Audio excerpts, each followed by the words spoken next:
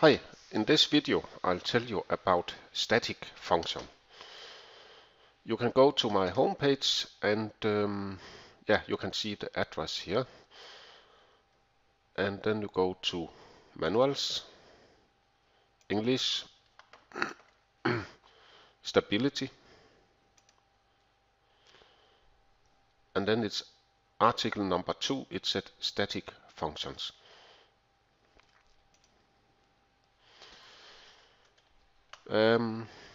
The first function you need to learn is about beam function. We use the abbreviation BF, and as you see on the picture here, then all the loads are acting perpendicular to the main axis. So this is the definition of a beam function. The next function is slab function. So now it's a plane, and the definition is that all loads are acting perpendicular to the main plane. So you can say it's a kind of area. The next function is shear function, abbreviation SHF. And as you see on this picture, all the loads are acting parallel to the main plane. The shear function is often used as a stabilizing wall. Then we have column function, abbreviation CF, and all loads are acting as compression in the main axis. And a column could of course be as normally vertical, but it can also be diagonal or even horizontal. The next function is the tie rod function, abbreviation TRF. All loads are acting as tension in the main axis. So it's a kind of an opposite column. And of course a tie rod can be placed horizontally, but also vertically and diagonal. The next function is lattice function, abbreviation LF, and it is a combination of column and tie rods. You should imagine the loads are acting in each vertex. Those points are named vertex.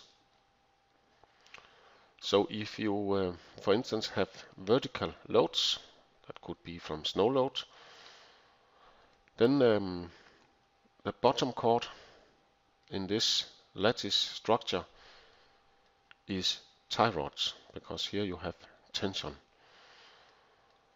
The other members of this structure could be columns. Even if you had horizontally action forces on this structure, it's a combination of columns and tie rods. Remark, in lattice there are no beam function, and that's why when you support a lattice function like this, you need to support in each or in a vertex. You cannot support, like for instance in the center point here, because this member do not have any beam function. It will simply just bend up like this. It's too soft. The last function you need to know about is the frame function, abbreviation FF, and that's a combination of beam and columns. If you look at this structure here, and I add vertical load on the roof space, then this member is a beam. It's a beam function. This one is a combination of a column and a beam, because in this situation you had wind on the member, and this causes a beam function, but at the same time it carry the roof structure, so it's at the same time a column function. So frame function is a combination of beam and columns. That was briefly about static functions. I will now go to Second Life, and I have made some of those static functions as well here. I have here the legend for the different functions. I have used different colors for the different functions. For instance, beam function yellow, column function red, shear function green, slab function blue, tie rod function orange, lattice function, which color is it, magenta or something, and frame function is pink. I could try to go to the first function.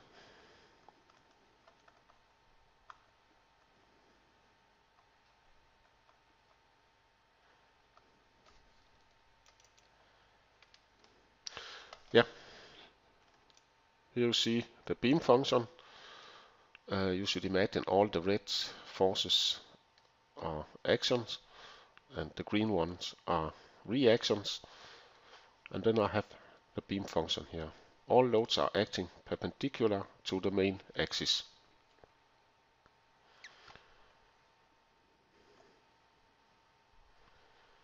Then we could try to take a column.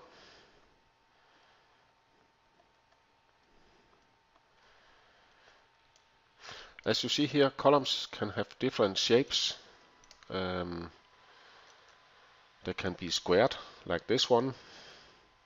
They could be circular, like this one, or they can even be like a wall, like this. The rule is if the column length or the length is 5 times the width, then it's a wall column. So there are a lot of shapes of columns. Here you see for the tie rod, we have tension in the main axis. Tension in the main axis.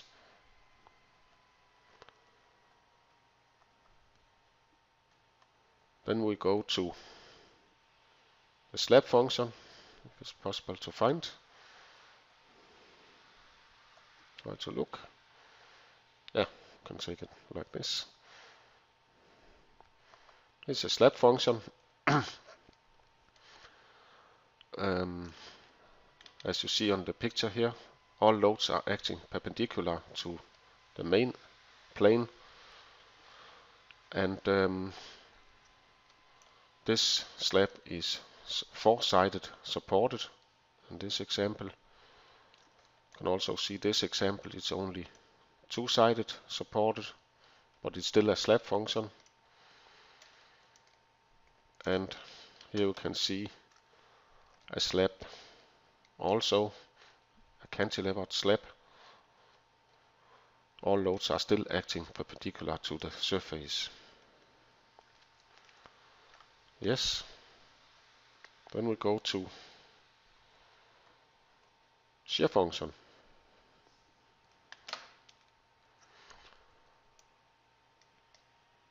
You should imagine this could be a wall, a stabilizing wall, where you have wind pressure on this side. Then the wall try to slide and rotate, so we need to react. And as you see on this picture, the reaction forces look like this. You have horizontally reactions and vertical reactions. Then we go to the lattice function.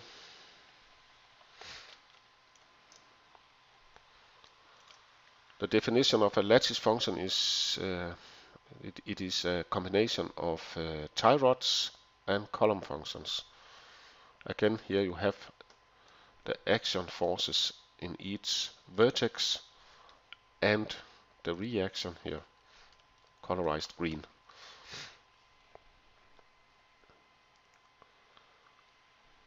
Yeah, and the frame function,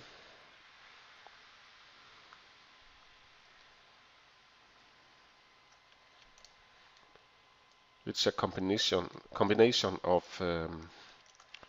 columns and beams. Yeah, maybe it's better to see like this view. This is a beam function, and this member is a combined column and beam function because it has compression and bending at the same time.